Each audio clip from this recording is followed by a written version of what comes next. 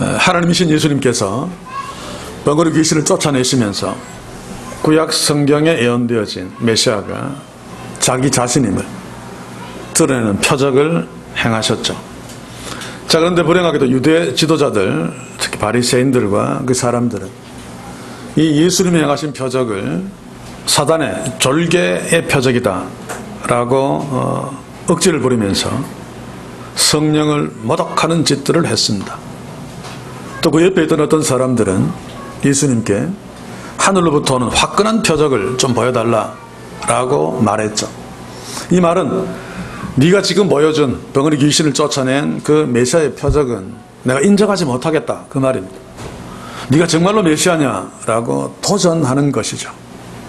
이런 이스라엘에 대해서 예수님은 귀신 한 마리가 집에서 놀다가 나가서 다른 7 귀신을 데리고 와서 집안을 설치고 다니는 그런 집과 같은 형국이다 라고 말씀하시고 난 뒤에 악한 세대가 표적을 구한다 라고 지금 현재 이스라엘을 악한 세대로 규정하십니다.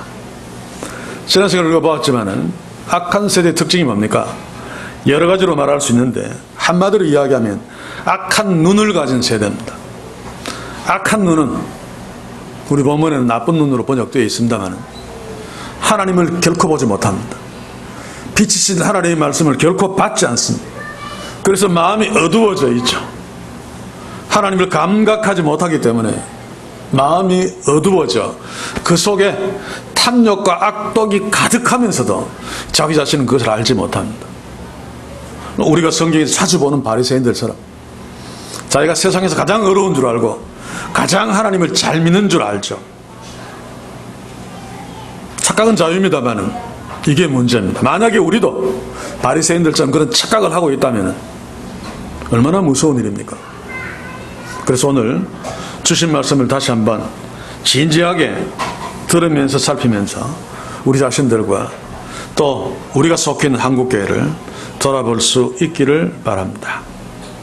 오늘 예수님을 초대한 이 바리새인을 통해서 예수님이 책망하신 악한 세대의 그 실체를 적나라하게 예수님이 드러내고 계시죠. 다시 말하면 하나님의 말씀의 빛을 보지 못하고 악한 눈을 소유한 자들의 실제적인 모습을 오늘 본문을 통해서 드러내시고 비판하시며 화를 선언하고 있습니다. 화 있을진저라고 하는 것은 감탄사입니다. 오우, 그냥 오우라고 하는 것인데 화 있을진저로 번역했죠. 얼마나 기가 막혔습니까?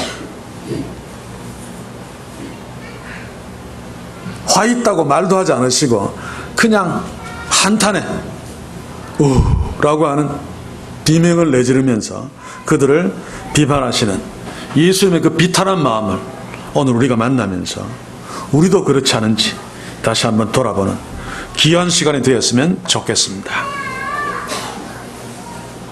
오늘 예수님을 초대한 바리새인, 이들은 나중에 보겠습니다만 자신들이 그런 줄 모르고 있습니다. 자신들은 굉장히 높은 수준에 있다고 생각하죠. 그래서 오늘도 이제 뒷부분에 보면 예수님이 나보다 낮은 수준에 있다고 생각하고 왜 저럴까? 이상히 여겼단 말입니다. 자, 그런데 예수님은 이런 바리새인들을 향해서 또 다음 시간에 보겠습니다만 율법사들을 향해서 너희들은 너희 자신만 망하는 것이 아니라 너희 때문에 다른 자들도 다 망한다. 요즘으로 친다면 너만 지옥 가지 왜 딴 사람들 다 지옥 끌고 가느냐. 어쩌면 한국교회가 그런 꼴입니다. 그래서 과거에 제가 한번 소개했습니다만 어떤 사람이 쓴 책을 보면 제목이 우리의 자녀 한국교회 절대로 보내지 마라. 오죽했으면. 어쩌면 우리가 그런 상황일지 모릅니다. 우리 교회가 그럴 수도 있습니다. 내가 그럴 수도 있습니다. 나만 망하는 것이 아니라 다른 사람까지 망하게 만드는 요인이 우리가 될 수 있단 말입니다. 예수님이 오늘 11장 44절에서 또 다음에 52절에 지적하는 것이 바로 그것입니다. 한번 읽고 지나가죠. 화 있을진저 너희여 너희는 평토장한 무덤 같아서 그 일을 밟는 사람이 알지 못하느니라. 너희 때문에 사람들이 알지 못하고 너희들 때문에 오염된다. 너희들이 바로 죄의 오염원이야 라고 하는 거죠. 52절을 보시면 너희 율법사여 너희가 지식의 열쇠를 가지고 너희도 들어가지 않고 또 들어가고자 하는 자도 막았느니라. 쉽게 이야기하면 너희들도 천국에 들어가지 아니하고 다른 사람도 못 들어가게 막고 있다 라고 책망하십니다. 이것이 그 당시에 종교 지도자들, 하나님 잘 믿는다고 하는, 거룩하다고 하는 바리새인들의 현실입니다. 이것이 오늘 이 시대의 교회들의 현실이죠. 그럼에도 불구하고 우리들의 현실이 아니기를 주의 이름으로 간절히 소원하면서 이제 악한 눈을 가진 자들에게 더러운 정체를 밝히시는 예수님의 말씀을 함께 보겠습니다. 37절을 같이 봅시다. 예수께서 말씀하실 때에 한 바리새인이 자기와 함께 점심 잡수시기를 청함으로 들어가 앉으셨더니, 자, 본문에서 말씀하실 때에 라고 하는 현재로 번역했습니다만 원문에는 분명히 과거로 번역되어 있습니다. 물론 이것이 대단히 중요한 것은 아닌데, 그러나 바리새인의 어떤 실체를 보여주죠. 만약에 말씀하고 있을 때 초대했다면 예의가 없는 자입니다. 바리새인은 그렇지 않습니다. 겉으로는 굉장히 예의가 있습니다. 그래서 예수님이 말씀을 마친 뒤에 정중하게 예수님을 식사 자리에 초대했는데, 더 웃기는 것은 점심 잡수시기를 청함으로, 성경 원문에는 점심이라는 말이 없습니다. 그냥 식사에 초대한다는 말인데, 그 식사에 초대한다는 그 단어는 성경에서 또 일반적으로 거의 100% 아침 식사를 말합니다. 그도 그럴 것이 유대인들은 점심을 먹지 않습니다. 그렇죠? 하루에 2끼 먹는데 약간 늦게 9시나 10시, 11시쯤도 갈 수 있겠죠. 아침을 먹고 저녁 6시 이후로 7시, 8시까지도. 점심은 너무 덥기 때문에 대부분 그냥 쉬고 잡니다. 그런데 여기에 점심 식사를 하도록 초대했다라고 이야기합니다. 웃기는 거죠. 이것도 별로 중요하지 않습니다만, 그러나 결정적인 실수를 할 때가 옵니다. 요한복음 보시면 예수께서 사마리아 지역에 가셔서 수가성의 우물가에서 한 여인을 만나죠. 그때가 6시라고 성경에 기록되어 있습니다. 어떻게 해석합니까? 유대 시간이 6시니까 6을 더해서 12시, 정오. 그래서 이 땡볕 때 사람들이 이 우물에 물 들어오지 않는 시간에 이 여인은 너무 부끄러워서 아무도 없는데 혼자 와서 물 떴다라고 이야기하는데 순엉터리입니다. 실제로 요한복음은 로마 시간으로 기록하죠. 그래서 6시는 6시입니다. 아침 6시 아니면 저녁 6시. 근데 아침에는 아낙네들이 식사 때문에 물길로 많이 옵니다. 그래서 저녁 6시가 틀림없는데 본문에도 증거가 있죠. 제자들이 먹을 것을 장만하러 마을에 들어갔다라고 기록되어 있습니다. 그러니 아침 식사 아니면 저녁 식사입니다. 점심은 절대로 아닙니다. 그런데도 땡볕에 정오에 사마리아 여인이 물 떠러 왔다라고 엉터리로 번역해 놓았죠. 오늘 점심 잡수시기를이라고 번역한 헬라어도 조반 잡수시기를이라고 하는 단어의 뜻인데 왜 이렇게 번역했을까? 번역자가 자기를 기준으로 해서 번역했기 때문입니다. 제가 지금 번역을 강의하려는 것이 아니라 자기가 기준이 되면 얼마나 위험한지 모릅니다. 바리새인도 마찬가지죠.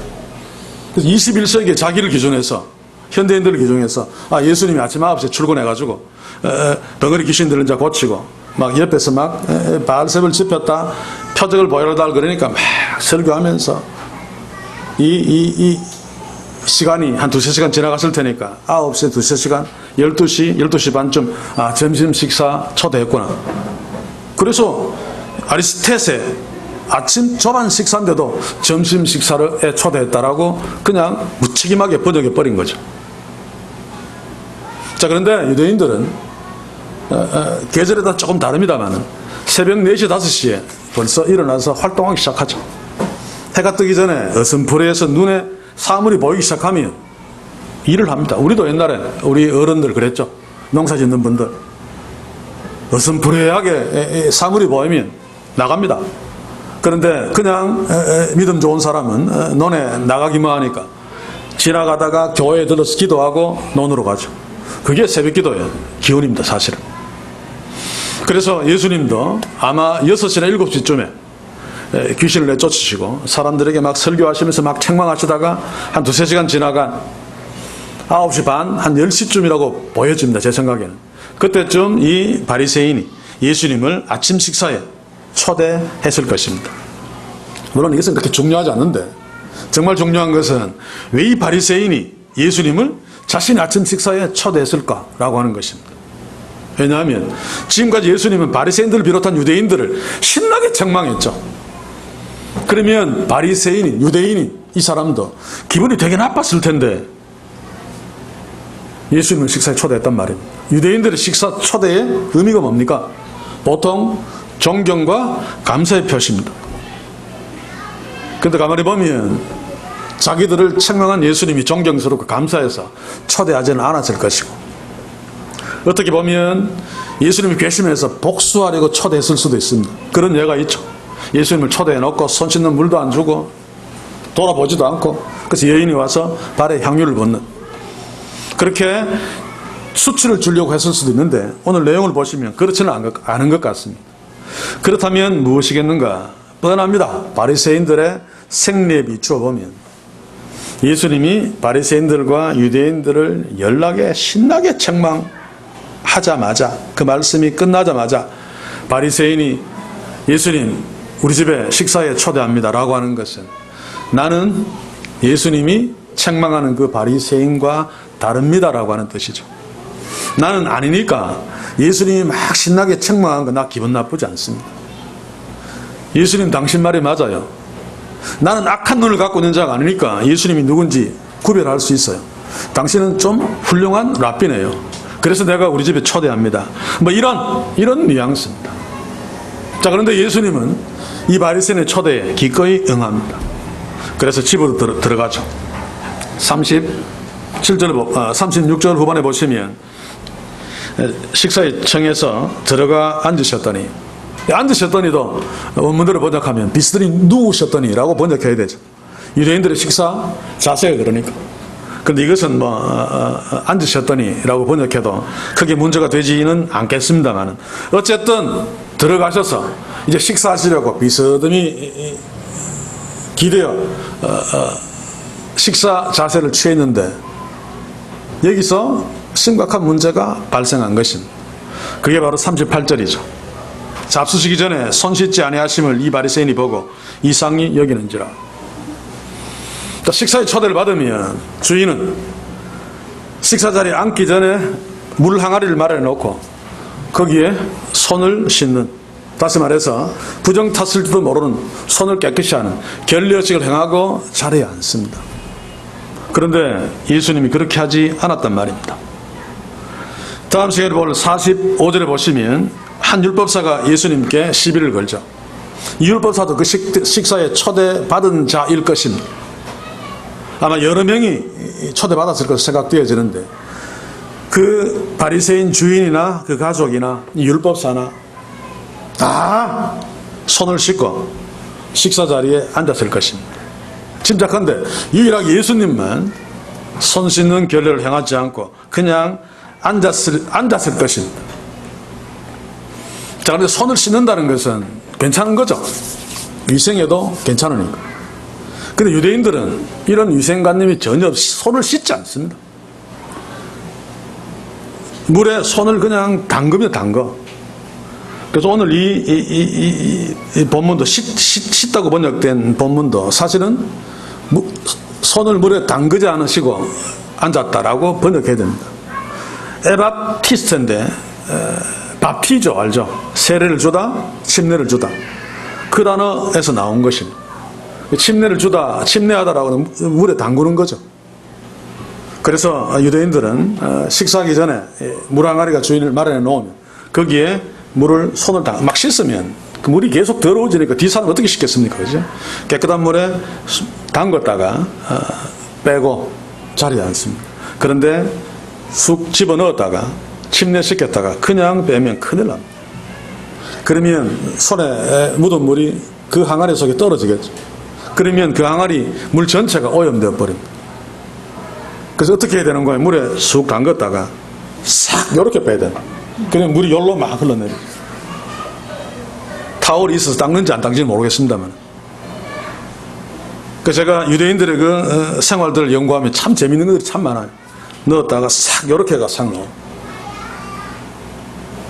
자, 그래야 되는데 예수님은 하지 않으셨단 말입니다. 왜 안 했을까? 고의적으로 안 해서 이것 가지고 무슨 시비를 걸려고 그랬는가? 아닙니다. 예수님이 그렇게 하자는 것은 이것이 하나님이 명령한 율법이 아니기 때문입니다.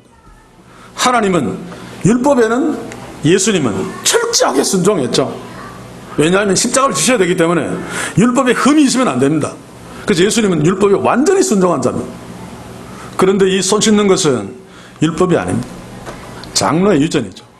예수님은 장로의 유전은 정말로 싫어했습니다. 그래서 유대인과 계속 어떤 율법에 대한 논쟁을 붙는 것은 안식일 논쟁도 마찬가지죠. 예수님이 하나님이 명령한 안식일 율법을 공격한 것이 아니고, 이거 아니라고 한 것이 아니고, 유대인들이 그 율법을 놓고 장로 유전들을 막 만든 거 그거 아니야 라고 비판하신 것이죠. 이 손 씻는 것은 율법에 보면 제사장들에게만 하나님이 명령한 것입니다. 출애굽기 30장 19절에서 21절 한번 봅시다. 아론과 그의 아들들이 그 두멍에서 수족을 쉴 때 그들이 회막에 들어갈 때에, 이것은 성전이 지어지기 전이죠. 성막. 나중에는 성전에 들어갈 때에 물로 씻어 죽기를 면할 것이요, 단에 가까이 가서 그 직분을 행하여 화제를 여호와 앞에 사를 때에도 그리할지니라. 이와 같이 그들이 수족을 씻어 죽기를 면할지니 이는 그와 그 자손이, 그 자손은 레위 자손, 제사장들의 자손을 말합니다. 대대 영원히 지킬 규례니라. 이것은 충분히 이해갑니다. 성전 안에서 하나님께 제사하는 제사장들 정말 성결해야 되죠. 그래서 그들에게 제사하기 전에, 제사에 수종 들기 전에 손을 꼭 씻어서 정결례를 하라라고 한 것입니다. 그런데 언제부턴가 경건한 바리새인들, 우리도 한다, 너희들만 하느냐, 우리도 손 정결의식 하고 식사할 때 그렇게 한다. 이것이 언제부턴가 장로 유전이 되고 모든 유대인들이 그렇게 해야 되는, 마치 율법처럼 율법의 자리에 앉고 만 거죠. 그래서 그렇게 하지 않은 자는 대단히 더러운 인간처럼 그렇게 취급을 받고 말았습니다. 그러나 다시 말하지만 이것은 하나님이 명령한 율법이 결코 아닙니다. 그래서 예수님이 지키지 않았습니다. 하나님 앞에서 아무런 문제가 없죠.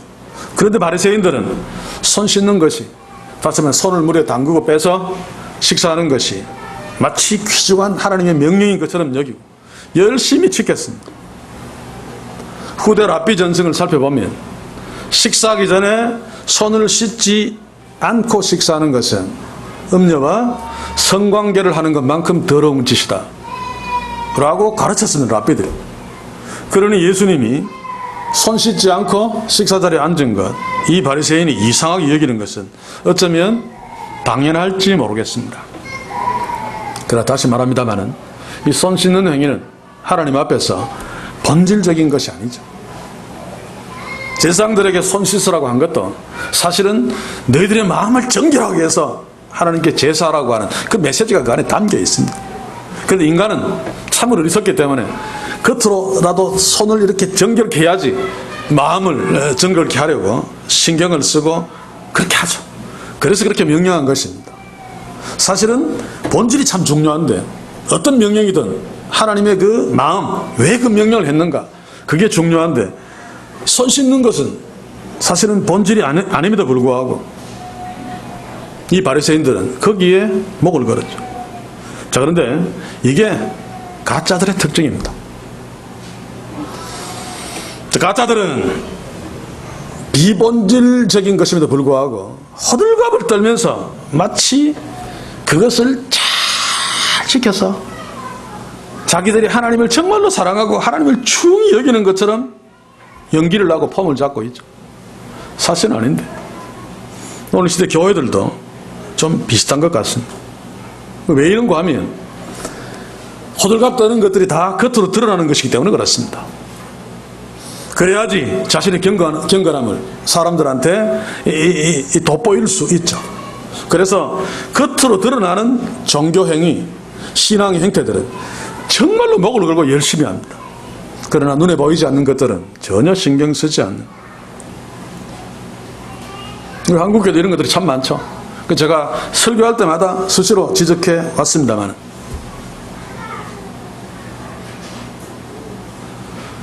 자, 39절을 계속 봅시다. 주께서 이르시되 너희 바리새인은 지금 잔과 대접의 겉은 깨끗이 하나 너희 속에 즉 탐욕과 악독이 가득하도다. 자, 예수님이 말씀하신 잔과 대접의 겉은 깨끗하다 라고 하는 것은 손 씻는 정결의식을 염두에 둔 거죠. 손을 씻어 정결의식을 행하고 손은 오염되지 않아 깨끗한지 몰라도 너희 속은 더럽다는 것입니다. 잔과 그릇의 겉은 깨끗하게 닦고 속에 더러운 것이 묻어 있다면 거기에 음식 담으면 큰일 납니다. 그렇죠? 아무리 껍데기가 깨끗해도 속이 더러우면 쓸모없는 잔이고 쓸모없는 그릇이 되죠. 너희들이 아무리 손을 씻어서 깨끗하게 껍데기가 그래도 속에는 탐욕과 악독이 가득하다 라고 지금 적나라하게 책망하고 있는 것입니다. 여기서 탐욕은 강도의 심보를 말합니다. 강도는 약탈과 강탈을 주업으로 삼고 있죠. 그렇게 하는 행위의 원천이 바로 이 예수님이 말씀하신 탐욕의 뜻입니다. 우리 인간들이 갖고 있는 탐욕도 마찬가지죠. 강도 심보고 도둑놈 심보입니다. 그 재벌들의 탐욕, 강도 아닙니까? 그래서 노동자의 한테 가야 되는 것들을 강도지 돼서 어떤 자들은 그만 생명까지 포기해버리고 마는. 또 악독은 무엇입니까? 앞에서 악한 세대라고 하는 그 악한이라는 단어, 나쁜 눈이라고 할 그 나쁜, 다 같은 계열의 단어입니다. 품새만 다를 뿐이지. 그래서 너희들이 악독이 가득하다라고 하는 표현은 나를 초대한 바리새인 너야, 네가 악한 세대가 아닌 척하면서 나를 초대하고 폼 잡고 있지만 너희들 모두는 손을 씻어서 겉은 거룩해 보여도 너희들은 악독으로 가득 찬, 다시 말해서 악한 눈을 갖고 있는 악한 세대야 라고 말씀하고 계시는 것입니다. 계속 40절 볼까요? 어리석은 자들아, 밖을 만드시니가 속도 만들지 아니하였느냐. 여기서 어리석은 자는 한마디로 말하면 하나님이 없는 자입니다. 바리새인들이 위선 떨고 하는 거 실제로 하나님이 없어서 그런 짓을 하죠. 시편 14편 1절이 그 설명이죠. 한번 읽어보겠습니다. 어리석은 자는 그 마음에 이르기를 하나님이 없다는도다. 저희는 부패하고 소행이 가증하여 선을 행하는 자가 없도다. 한국교회가 지금 도덕적으로 더러운 짓들을 하고 있는 거 어쩌다가 한 실수가 아니죠. 그러면 한두 번으로 끝나야 되는데 지독합니다. 그죠? 한마디로 바로 이것은 하나님이 없다는 결정적인 증거입니다. 하나님이 없으면 소행이 부패하고 가증하여 선을 행할 수 없죠. 악만 행합니다. 그것을 적당하게 다른 어떤 신앙의 외부적인 어떤 모습을 막 강조해서 교회도 아름답게 지어놓고 성경에서도 막 파송하고 해서 그 더러운 것들을 다 가리고 있고, 지금 바리새인들이 그러고 있다는 것입니다. 무슨 말인가 하면 너희들이 정말로 하나님을 귀중하게 여기고 하나님을 사랑해서 그 때문에 하나님께 잘 보이려고 손을 씻고 식사 자리에 앉았다면 너희 속도 하나님이 만들었기 때문에 너희 속도 깨끗하게 하려고 애쓸 것 아니냐. 그런데 너희는 껍데기는 깨끗하게 하는데 속에 있는 탐욕과 악독은 그대로 두고 있는 것을 보면 너희들에게는 하나님이 없어 라고 하는 것입니다. 너희들이 손 씻는 것은 하나님 때문에 하는 것이 아니고 너희 때문에 하는 거야 라고 하는 말이죠. 그렇지 않습니까?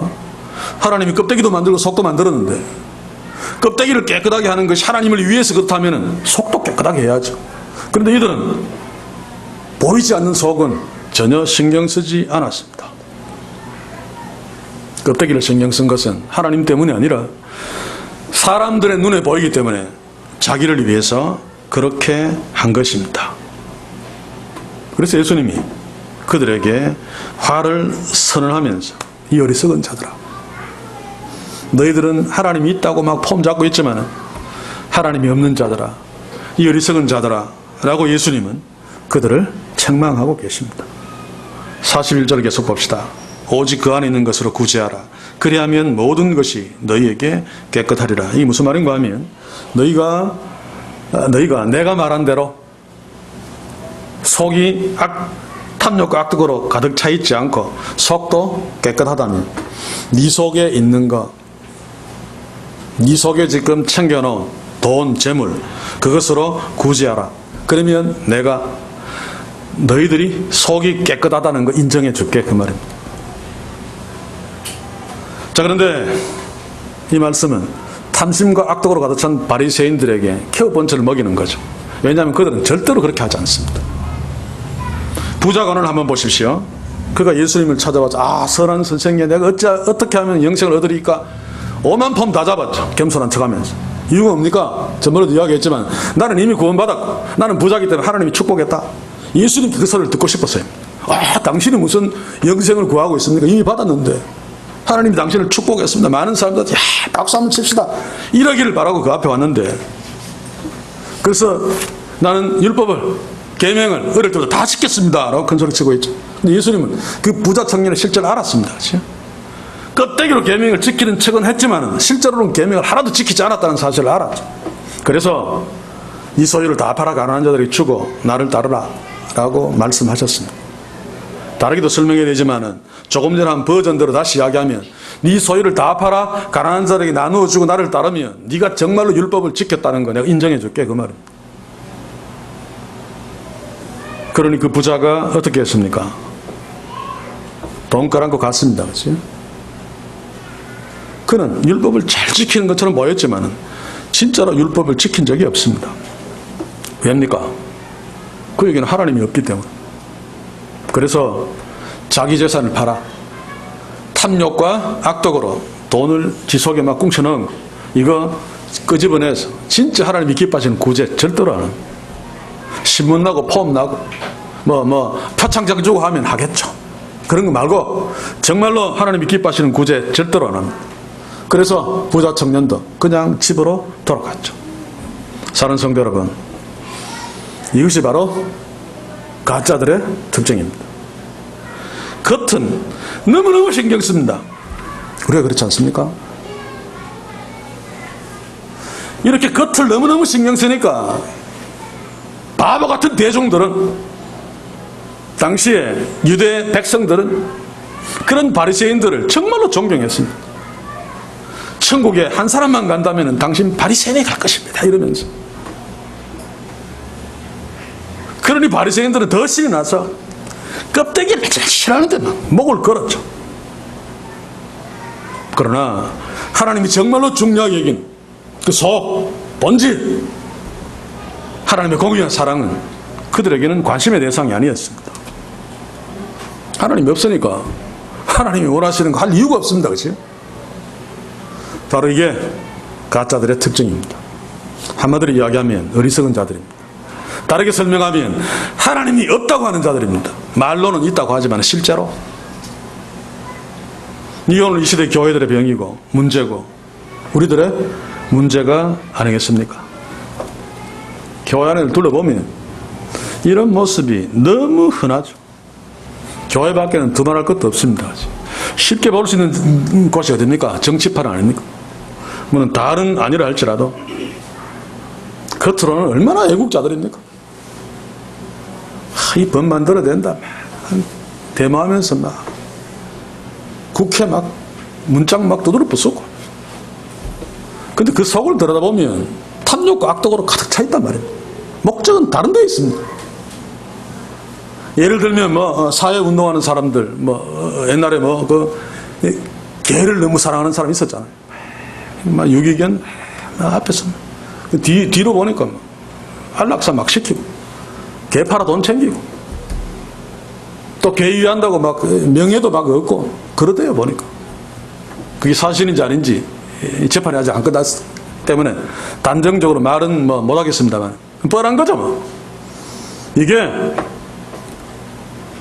신앙 안에서는 가짜들의 모습입니다. 우리들의 모습일 수 있습니다. 한국교회의 모습이죠. 너무 많아서 예를 들 것도 없습니다. 그렇죠? 그런데 이런 상황에서 우리는 우리를 돌아봐야 됩니다. 우리는 어떤가? 우리 교회는 어떤가? 세상 교회가 다 그래도 우리는 그렇지 않기를 소원합니다. 세상 교회들이 다 하나님 있는 것처럼 폼 잡으면서, 그러나 그럼에도 불구하고 하나님이 없는 어리석은 자리 있다 할지라도 우리는 정말로 살아계신 거룩하신 하나님을 예민하게 의식하면서 그분 앞에서 사는 삶. 그래서 제가 계속 말씀을 강조했죠. 그러면 하나님의 자녀의 복을 누릴 수 있습니다. 하나님은 살아계시기 때문에, 그의 자녀들 너무나 사랑하시기 때문에 아들을 죽이기까지 우리에게 이런 복이, 이런 진짜 복이 있기를 주의 이름으로 간절히 소원합니다. 자, 이제 예수님은 겉만 깨끗하게 신경 쓰고 속은 신경도 안 쓰는, 그래서 그 속은 탐욕과 악독으로 가득 차 있는, 그러나 겉으로는 하나님을 막 노래하는, 진짜로는 하나님이 없는 그런 바리새인들의 추한 속을 두 가지로 지적합니다. 42절 43절에서 42절을 먼저 한번 봅시다. 화 있을 진저 너희 바리새인이여, 너희가 박하와 운양과 모든 채소의 11조를 들이되 공의의 하나님께 대한 사랑은 버리는도다. 이 종교적인 문제를 지금 이야기하죠. 바리새인들은 11조는 눈에 보이잖아요. 그렇죠? 그러니 거기에 열심을 냈습니다. 한국교회 그렇잖아요. 물론 11조는 율법에 있는 하나님의 명령입니다. 그래서 규정한 것입니다. 레위기서 27장 30절에 보시면 땅의 10분의 1, 곧 땅의 곡식이나 나무의 과실이나 그 10분의 1은 여호와의 것이니 여호와께 성물이라. 땅의 곡식이나 나무의 과실은 인간이 농사 지어서 얻은, 오늘 42절에 보죠, 모든 채소에 해당되어지죠. 인간이 재배했다고 할지라도 하나님이 은혜를 주셔서 채소들을 거두었기 때문에 거기에 10분의 1을 하나님께 11조 드리면서 모든 것이 하나님의 것입니다 라고 고백하라는 것입니다. 자, 그런데 여기에 예수님은 박하와 운양을 지금 들먹이고 있습니다. 박하는 약초의 일종입니다. 그렇죠? 우리 그 박하사탕하고 같은지 안 같은지 모르겠어요. 헬라어로는 뭐 있는데 박하로 번역해 놓았습니다만, 근데 구약 시대에 11조를 한 그 식물의 목록을 보면 박하가 없습니다. 안 해도 된다는 거죠. 그렇죠? 자, 그리고 운향은 야생에서 자라는 식물입니다. 이 밭에서 재배하는 게 아니고, 그래서 11조의 의무가 없습니다. 11조의 목록에서 아예 빠져 있는 거죠. 우리로 치면 밭에서 인삼을 막 길러서 거두었으면 11조를 해야 됩니다. 그런데 산에서 산삼을 한두 뿌리 캤으면 야생에서 얻은 거기 때문에 11조를 안 해도 된다 그 말입니다. 자, 그런데 유대인들은, 바리새인들은 11조를 보통 안 하는 박하, 운양까지 11조를 하면서 폼 잡았다는 거죠. 나는 하나님을 이렇게 사랑해 11조를 이렇게 귀중하게 여겨 라고 폼을 잡았습니다. 그런데 예수님은 그런 너희들 껍데기만 그렇지 실제로 그 속은 하나님이 원하시는, 하나님의 공의도 없고 하나님에 대한 사랑도 없다. 그러니 너희들은 가짜야 라고 말하고 있는 것입니다. 우리가 조심할 것은 지금 예수님이 바리새인이 지나치게 세심하게 11조를 하고 있는 것을 문제 삼고 있는 것이 아닙니다. 이것이 정말로 하나님의 명령을 제대로 순종하기 위해서 그렇게 한다면 오히려 칭찬해야 될 거죠. 그렇죠? 물론 그렇게 할 필요는 없습니다만, 막 참깨까지 막 숫자를 막 10분의 1을, 그런 사람이 있다면 저는 깨소금을 한번 줘봤으면 좋겠어요. 그걸 어떻게 10분의 1을 갈라 하는지. 그런데 그 마음이 정말로 하나님께 하나님 명령한 11조를 잘하고 싶어서 했다면 칭찬할 만한데, 그게 아니란 말, 정반대란 말입니다. 하나님은 없으면서도 사람들한테 내가 하나님을 잘 섬기고 중히 여겨서 11조를 이렇게 철저히 한다는 것을 보여주기 위해서 그 짓을 하니까 지금 예수님이 지적하고 있는 것입니다. 너희들은 하나님의 공의와 사랑은 개차반같이 여기지도 않으면서 11조를 이렇게 열심히 한다고 하면서 위선 떨고 있니? 그 말이죠. 그러니 그들은 율법을 주신 진짜 하나님은 없습니다. 있다면은 속도 하나님이 만드셨기 때문에 하나님의 공의, 하나님의 사랑을 귀중하게 여겼겠죠. 우리 한국교회는 어떻습니까? 저는 어릴 적부터 그렇게 생각했습니다. 하나님이 기뻐하시고 하나님이 사랑하시고 교회가 정말 필요한 신앙 정말로 좋은 사람, 11조 잘하는 사람, 주일 성수 잘하는 사람, 새벽기도 열심히 와서 기도 많이 하는 사람, 물론 11조 열심히 하고 주일 성수 잘하고 새벽기도 나와서 열심히 기도하는 것 얼마나 귀한 것입니까? 저도 그것을 문제 삼으려는 것이 아니고 그게 정말로 살아계신 하나님을 너무 사랑해서 그 하나님의 마음에 들게 하려고 11조 열심히 하고 주일 성수 열심히 하고 새벽기도 열심히 와서 기도한다면 다행인데 그렇지 않기 때문에 문제입니다. 그렇지 않기 때문에 내가 믿음이 좋다는 것을 드러내는 하나의 수단이죠. 그것을 입증할 수 있습니다. 그 자체로는 입증이 안 되지만 그들이 그것을 정말로 하나님을 위해서 한다면 그 속도 탐욕과 악독이 아니라 하나님의 공의와 사랑이 가득해야 되죠. 그런데 아니잖아요. 다는 아닙니다만 거의 대부분 아니잖아요. 껍데기는 신앙생활 잘하는데 얼마나 욕심이 많습니까? 얼마나 다른 사람들 가슴을 아프게 합니까? 제가 예전에 부교육자 생활을 했던 어느 교회 어느 날 주일날 담임 목사 설교를 하는데 본부라고 상관없는데 열을 내면서 11조 설교를 해요. 너희들 지금 11조 엉터리를 하고 있다는 거죠. 특히 월급을 받아서 그 월급 받은 돈의 10분의 1을 내는 것은 11조가 아니다. 하나님과 도적질하는 거다. 도둑놈이다. 왜냐하면 본봉 받는 거 그거 말고 따로 떼는 연금, 퇴직금 떼고 있지 않느냐. 그것까지 계산해서 11조 내야 된다. 아마 그 당시에 월급 받아서 또박또박 11조 낸 성도들 아마 황당했을 것입니다. 자, 그런데 그렇게 강조하는 것이 정말로 하나님을 사랑해서 성도들이 11조를 좀 소홀히 하는 것처럼 보여서 성도들을 위해서 그렇게 했다면 다행인. 저는 그 옆에서 날마다 모시고 있으니 그 속을 잘한단 말입니다. 이제 얼마나 있으면 은퇴하고 원로 되는데 전별금 좀 두둑히 받아야 되는데 교회가 돈이 없어요. 가난한 교회이기 때문에. 그러니 은퇴하면 집도 한 채 받아야 되는데 안 된단 말입니다. 그러니 막 악을 쓰는 것입니다. 나중에는 저한테 그것을 강요해서 제가 관두고 말았습니다만 이렇다면 겉으로 11조를 강조하는 것은 굉장히 거룩해 보입니다. 그러나 그 목적이 제가 말한 그것이라면 그 속은 탐욕과 악독, 강도심보로 더럽혀져 있는 거죠. 우리는 노골적으로 그렇지 않다 할지라도 한번 물어봐야 됩니다. 내가 왜 그 피 같은 돈 11조 꼬박꼬박 하고 있는가? 우리 교회는 거기에서 제외되었다고 생각합니다. 순수하게. 대부분 이름을 쓰지 않으니까. 물론 이름을 쓴다고 해서 나쁜 것은 아닙니다. 항상 제가 그랬죠. 자유입니다. 자유. 그러나 일반적으로 돈을 밝히는 가짜 동네에서는 이름을 쓰도록 강요하죠. 어떤 교회는 주정응음 봉투도 만들어서 이름 다 써서 구역별로 딱 표시를 해놓고 도장 다 찍습니다. 주일응금도 도장 다 찍도록 만들어 놓습니다. 액수까지 다 적어 놓고. 그러면 장로님은 안수 집사님이 이만큼 내면 체면상 더 많이.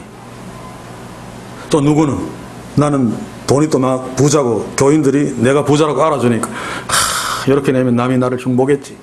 인쇄가 다 그러겠지. 에이씨 더 많이. 이게 뭡니까? 그러나 모르는 사람들은 현금 봉투에 액수가 많이 적혀서 이 사람 믿음 좋다 라고 말할 수 있단 말이에요. 이게 우리라면 이게 한국의 현실입니다. 우리라면 얼마나 그것이 슬픈 일입니까? 그래서 우리의 신앙생활을 한번 돌아보자는 것입니다. 정말 우리는 진짜 하나님 앞에서 11조하고 주일 성수하고 기도하고 큐티하고 또 교회 청소하고 식사 준비하고 있느냐 그 말입니다. 정말 살아계신 하나님, 그 하나님을 사랑해서 주의 몸된 교회를 사랑해서 그러고 있는가? 이 시간에 한번 질문해 보자는 거죠.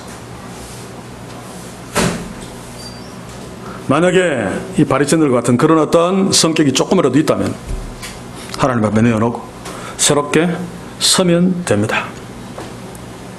예수는 이제 43절 이하에서 이런 자들의 특징들을 이제 또 한 가지 이야기하고 있죠.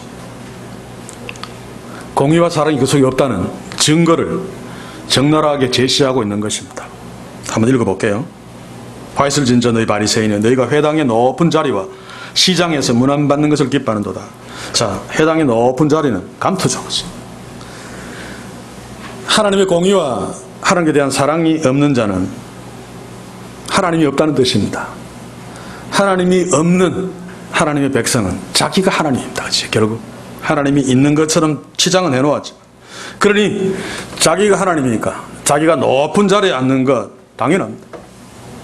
그리고 많은 사람들에게 문안받으며 박수 받으며 인기 끄는 것 당연합니다. 바리새인들은 진짜 하나님이 없으니까 이랬단 말입니다. 근데 본문에 보시면 이런 것들을 기뻐하는도다. 이것도 번역 잘못했습니다. 너무 약합니다. 어문들을 보시면 아가파오 알죠? 신적인 사랑입니다. 아가파오. 명사로는 아가페. 그 이야기입니다. 이들은 얼마나 겉과 속이 달랐으면 겉으로는 하나님을 되게 이해하는 척하면서도 실제로는 그 속에 탐욕과 악독으로 가득 찼기 때문에 높은 자리를 차지하는 거, 사람들에게 박수받고 문안받는 거, 기뻐하는 정도가 아니라 사랑했다는 말이냐. 사랑했다는 말입니다. 죽기까지 높은 감투, 사람들에게 박수받고 인기 끄는 거, 인정받는 거, 그거 사랑했다는 거죠. 이게 바로 그들이 껍데기만 깨끗하고 실제로 속은 더러운 하나님이 없다는 결정적인 증거들입니다. 정말로 이들이 하나님을 사랑했다면 높은 자리에 자기가 앉는 것을 사랑하지 아니하고 하나님을 그 자리에 앉아 하나님을 높이는 것을 사랑했겠죠. 진짜로. 정말로 이들이 하나님을 사랑했다면, 하나님의 공의를 귀중하게 여겼다면 사람들한테 막 박수받고 문안받고 내가 막 인기 끄는 것, 이거 사랑하지 않고 그들로 하여금 하나님께 박수치고 하나님께 문안드리도록 독려하면서 그렇게 하는 것을 사랑했을 것입니다. 그런데 그렇게 하지 않았습니다. 이유는 그들에게 진짜 하나님이 없었기 때문에. 그래서 그들 속에 탐욕과 악독이 가득했기 때문에 그랬던 거죠. 우리도 그렇지 않으면 돌아봐야 됩니다. 우리에게는 그런 성향이 있죠. 죄의 본성이 있기 때문에. 저는 아무리 돌아봐도 여기에서 제대로 졸업하지 못한, 아직까지도 이런 구석들이 너무 많이 남아있는 것 같아요. 의도적으로 막 그렇게 하지는 않지만 높은 자리를 내가 정말 좋아하지 않는가 질문하면 그렇다라고 말 못한, 사람들이 나한테 막 박수치고 막 당신 막 잘합니다, 정말 훌륭해요, 그거 내가 기뻐하지 않는가? 좋아한단 말입니다. 그러면 내 속을 들여다봐야 됩니다. 네 속이 어둡지 않은가 돌아봐라. 정말 하나님의 말씀의 빛을 네 눈을 통해서 비치고 있는가? 다시 말하면 너는 정말로 살아계신 하나님 앞에 있는가? 그러면 이런 것들이 별로 중요하게 다가오지 않을 것입니다. 더 크신 하나님, 그분의 공의와 사랑이 내 속에 있다면 이런 것들은 아무것도 아니죠. 하나님이 나를 영광스럽게 여기시고 나를 사랑하시고 주님이 다시 오실 적에 나를 영광스럽게 높여주실 텐데 하나님을 욕되게 하면서까지 그런 것들에 집착할 이유가 없습니다. 그래도 우리는 그렇게 하고 있습니다. 부분적으로. 그래서 이 말씀 앞에 도전받아야 됩니다. 우리가 가짜가 아니라는 것은 믿습니다. 그러나 그럼에도 불구하고 가짜와 비슷하게 산다면 그것처럼 바보 같은 짓이 없습니다. 다시 한번 오늘 예수님의 말씀 앞에서 진지하게 우리 자신들을 돌아봅시다. 가정 안에서 부부 간에, 부모 자식 간에 삐걱거리는 어떤 모습이 있다면, 교회 공동체 안에서 지체들 간에 삐걱거리는 어떤 모습이 있다면 혹시 그럴 수 있습니다. 부분적으로라도 깊이 돌아보시면서 이런 모습이, 이런 모순이 없는 그런 복된 우리 모두 될 수 있기를 주의 이름으로 간절히 소원합니다. 이제 마지막 44절을 함께 봅시다. 왜 우리가 내 자신이 혹시 그렇지 않은가 진지하게 돌아봐야 되는가 하면, 단지 그냥 삐걱거리고 그런 정도에서 끝나는 것이 아니라, 나만 망하는 것이 아니고 나 때문에 다른 사람들도 멸망으로 인도할 수 있다는 말입니다. 우리 교회만 망하는 것이 아니라 다른 교회까지 망하게 할 수 있다는 거죠. 예수님의 경고가 바로 이 44절이 그것입니다. 너희들은 평토장한 무덤 같아서 그 길을 지나가는 사람이 밑에 시체가 있는지 모르고 지나간다. 그러면 오직이 오염되는 거죠. 우리 이스라엘 무덤은 잘 압니다. 그렇죠? 바위에 동굴을 파서, 자연 동굴도 있지만 파서 인공 동굴도 있고, 그래서 시체를 그 안에 두는데, 공동묘지나 그 바위가 많은 데 가면 동굴이 많죠. 어떤 동굴은 비어 있습니다. 어떤 동굴은 시체가 있고. 근데 그리로 지나갈 적에 시체가 있으면 그 옆으로 가면 안 된다. 근데 모르니까 1년에 한 번씩 유대인들은 하얀 회를, 시체가 있는 동굴은 하얗게 칠해서 표시를 해놓습니다. 가다가 혹시 그리로 지나갈 일이 있으면 회칠한 쪽은 피하고 아무것도 안 칠한 동굴은 그 안에 시체가 없으니까 괜찮다. 이것을 알려주고 주의하는 거죠. 자, 그런데 평토장한 무덤은 상황이 다릅니다. 그렇지? 유대 땅에는 거의 없는데 있죠. 그냥 맨 땅에 땅을 파서 시체를 묻고 그 위에 그냥 다져가지고 길처럼 그냥 무덤이 있다는 표시도 안 해놓고, 그 사람들이 길인 줄 알고 그냥 지나다니는 그런 무덤이 바로 평토장한 무덤입니다. 그렇다면 밑에 시체가 있는 줄 모르고 그 위로 유대인들이 지나가니까 지나가는 사람은 다 그 시체에 오염되고 마는 것이, 너희들이 그렇다는 것입니다. 너희들만 시체가 아니고 너희가 바로 이스라엘 백성들의 오염원이다, 그 말이죠. 겉으로는 그렇게 보여도, 그래서 11조 열심히 하고 박하 막 운양까지,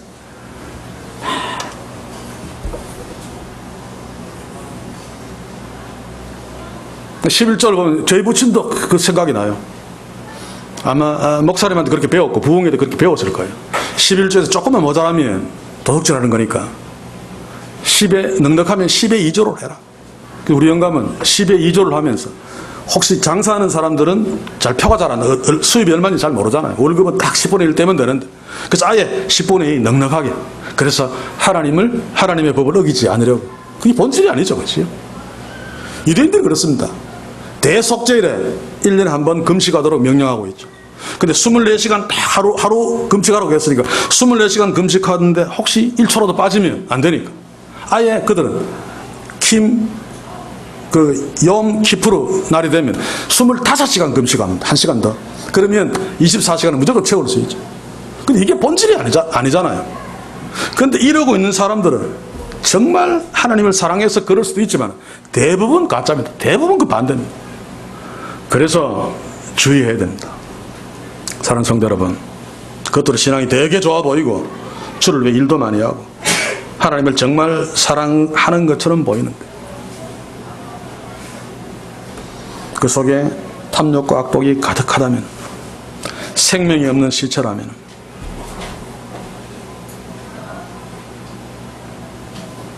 우리 목사, 또 장로님들, 권사님들 할 것 없이 다 돌아보아야 됩니다. 오늘 시대 한국교회는 코로나만 퍼뜨리는 것이 아니라 사람들의 죄의 오염원이 되고 있습니다. 그렇죠? 기가 막힌 일들이 벌어지잖아요. 얼마 전에 뉴스 보니까 어느 목사가 룸사롱에서 양주 처마시고 술 취해서 막 행패 부리고 다 두드러 부수고, 나중에 체포하고 보니까 무직이라 그러는데 목사인데 그 집에 단골이에요. 단골. 중들은 제가 그런 거 봤습니다. 근데 이게 뭡니까? 이게 한두 사람의 일탈이 아니고 이 시대의 한국교회 일반적인 모습입니다. 우리들의 모습일 수 있습니다. 결론을 내립시다.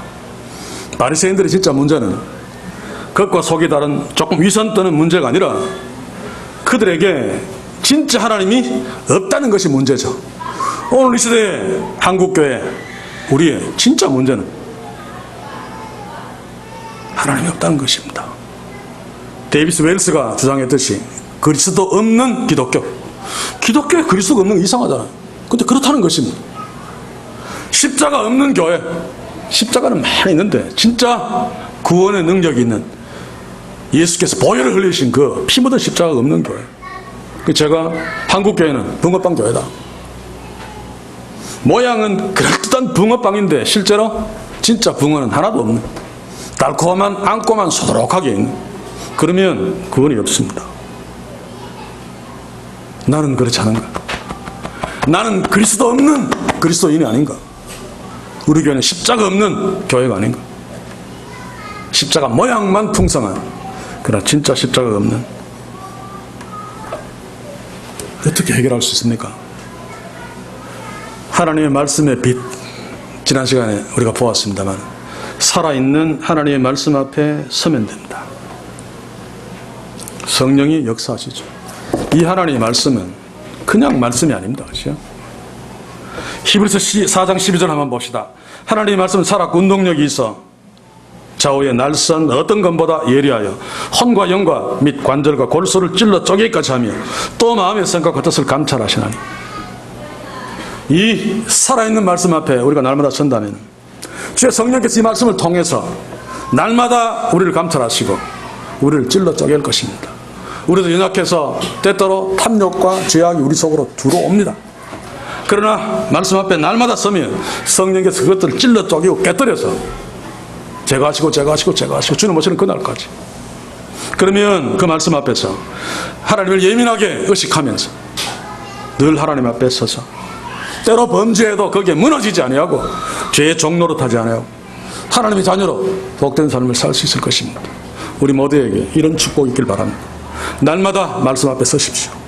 날마다 칼보다 더 날카로운 하나님의 말씀에 칼날 앞에 서셔서 내가 의식하지 못한 그런 더러운 위선적인 탐욕과 악독들을 주께 지적당하고 해결하는 그런 진짜 놀라운 복이 살아계신 하나님 앞에서 능력의 말씀 앞에서 우리에게 풍성하기를 주의 이름으로 간절히 소원합니다. 기도합시다. 주여, 우리에게 진짜 하나님이 있게 하소서. 내가 하나님의 자녀로, 하나님의 아버지인 하나님의 자녀로 살게 하시고 우리 교회도 진짜 예수님의 피 묻은 십자가를 붙들고 서 있는 교회가 되게 하시고, 만에 하나 모양은 멋있는 붕어인데 진짜 붕어가 없는 붕어빵 교회, 붕어빵 신자가 되지 않기를 소원합니다. 주여, 날마다 살아있는 능력의 말씀들을 우리에게 풍성히 허락하셔서 그 말씀을 인하여 날마다 하나님 앞에 서게 하시고 그 말씀으로 인하여 우리가 실수하고 넘어지는 것들 지적받게 하시고 그 말씀으로 인하여 날마다 새롭게 하나님의 자녀의 삶을 사는 복된 우리 모두 될 수 있도록 주의 성령이여 우리들을 간섭하시고 역사하시고 인도해 주시옵소서. 예수님의 이름으로 기도하옵나이다. 아멘.